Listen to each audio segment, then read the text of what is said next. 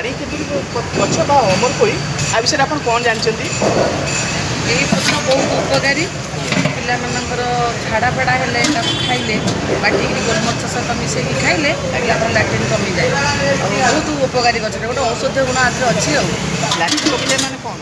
ପତଳା ଲାଟ୍ରିନ୍ ହେଲେ ଝାଡ଼ା ହେଲେ ପିଲାମାନେ ହଉ ବା ବଡ଼ ଲୋକ ହଉ ଖାଇଲେ ଏଇଟା କମିଯାଏ। ଆଉ ମୁଁ ଫ୍ରି ଅଫ୍ କଷ୍ଟରେ ୱାଲନାଥରୁ ଏବେ ଗଛ ଡୋନେଟ୍ କରୁଛି, ଯାହାକୁ ମା ଜାଣିଛନ୍ତି ମୋତେ।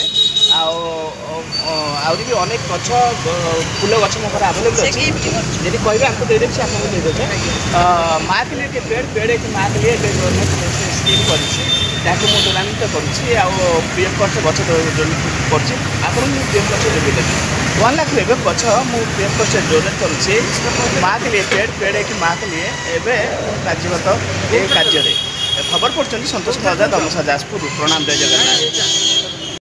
माँ के लिए पेड़ पेड़ एक माँ के लिए मु लक्षे गच फ्री अफ कस्ट डोनेट करुच्ची आंको भी गच आगुरी कि देते दौर आपंकर अन्य आउ कि गच आवश्यक अच्छी जहाँ देवे सीजन देवे फल फसल भल मंद छोट छुआ पिला भल मंद खाइबे यही सब। अच्छा आम किसी उपकृत दरकार नहीं, छुआ पिला खाइबे आपनकर पूर्व पीढ़ी खाइबे जहाँ बस बस छोट छुआ पिला भल मंद समस्त खाइबे। हाँ धन्यवाद धन्यवाद। देखो ना कितने सुंदर व्यक्तित्व निरा व्यक्तित्व भुवनपुर बलभद्र पाटनार वृक्ष बलभद्र पाटना नहीं भुवनपुर पंचायत भुवनपुर गछ लगे से इंटरेस्टेड अच्छे गछ लगे मो माँ के पेड़ लक्षे गचर अधिक गछ मुझे फ्री अफ कस्ट डोनेट कर आगे आप परिचय देवे नाटा कहे? आज्ञा मु देव मिश्र। जय जगन्नाथ। सारा ओडिशार जनसाधारण को मोर नमस्कार। मुझे जड़े कलाकार जड़े चाषी जड़े क्षुद्र चाषी प्लस जड़े कलाकार।